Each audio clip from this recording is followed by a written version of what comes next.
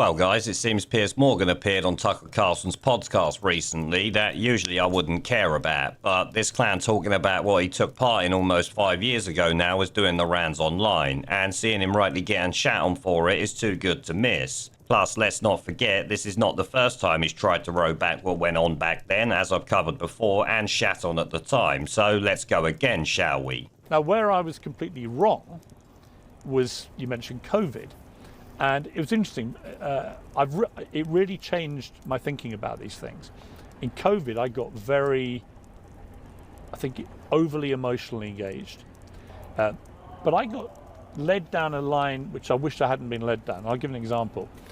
When the scientists said, if you have the vaccine, you can't transmit the virus, I believed them. And I became wrongly censorious. Really badly censorious. I was saying to people, if you don't have it now, knowing that if you have it, you can't transmit the virus, you're going to go and kill old people, you're going to kill people. It's not about you, it's about the people you may infect and kill. And it turned out to be completely wrong. And at that point, I realized I'd been misled completely. Had you already gotten the vaccine? Yeah.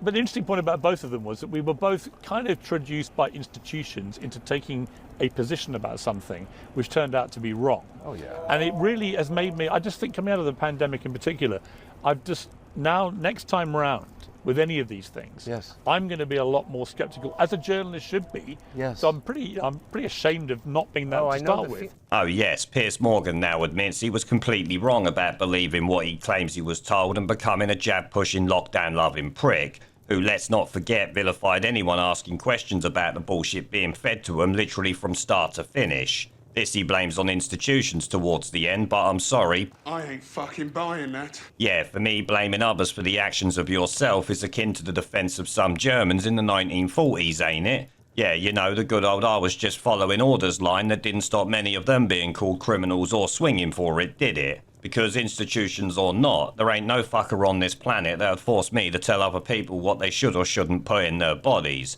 I sure as shit wouldn't do it on national TV while attacking anyone who disagreed with me. So, while I do hope he is more than ashamed of what he did, I doubt he actually is. And I've got to say, no matter what this clown does, forgiveness is not something he'll ever see from me.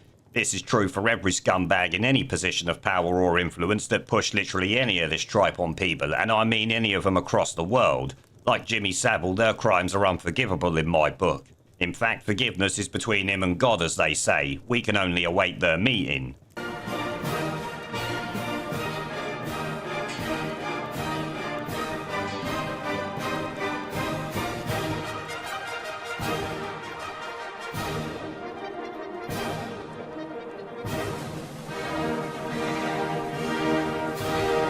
Pandemic